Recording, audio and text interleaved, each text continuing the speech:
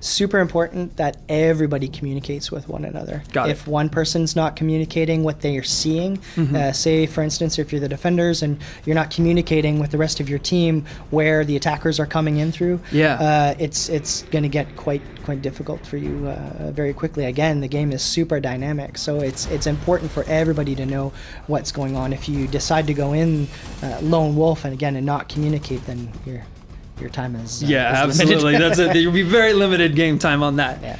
So are there any kind of tips that you would give for the defending teams? For the defending teams, it's tricky again because there are so many different entry points already for the attackers to come in. And on some levels, like Hereford, you've got buildings with different levels as well. So, you can have attackers coming in rappelling, you can have them coming in through the basement, and of course they're sending in their drones, so they're already trying to plan out their route. A lot of it revolves around how fast or how accurate you are while you play through, and that will really depend on teamwork. It will depend on, if you're trying to run in solo, it'll depend on if you've got a point man on your team and you're using him effectively. It'll depend on if you're checking your corners, understanding which surfaces are destructible, and understanding also that sight lines are opening up all the time, so you're never really safe to camp anywhere. Yeah, that was one thing, because obviously I've played a lot of FPSs before, and one of the things you kind of get into the mindset of is when you enter a room, you kind of see your corners and your entrances, and you're like, I'm safe here, I know there's an entrance here, and then next thing you know, there's holes appearing in walls, and there's all these other entrances that you didn't anticipate, which is definitely something cool that you don't really see in a lot of FPSs. That it's interesting to bring that mechanic and those strategies into a game mode like this. It's extremely dynamic. Depending on which operators the players are choosing, even that's going to change things. The pace is forever changing. Even when you start at a map and the attackers start outside and the defenders are kind of patching up everything to barricade themselves in, it's still extremely tense because as soon as the match starts and everybody starts going in, it's insane.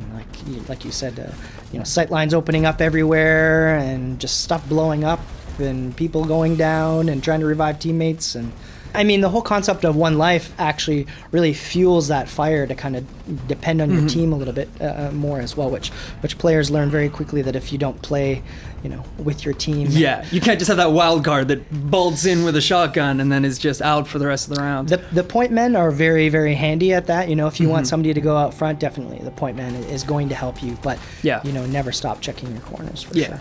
We usually see people nominating a team captain, that they're really generating the communication that you need, and they're asking questions too. So if people aren't coming forward saying like, I'm defending and I saw an attacker come in this window, if they're not saying that, then we're finding that some people that are becoming kind of like the captain are actually asking questions. Okay, what do you see?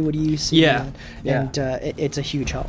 You won't start off having access to all of the operators right away. These, you have to unlock them as well as their gadgets that come with them. So you start out as a recruit. That's where you can start changing your loadout a little bit. So you do have access to that. As you start gaining access to the different operators and their gadgetry, you also have to take the weaponry that comes with them.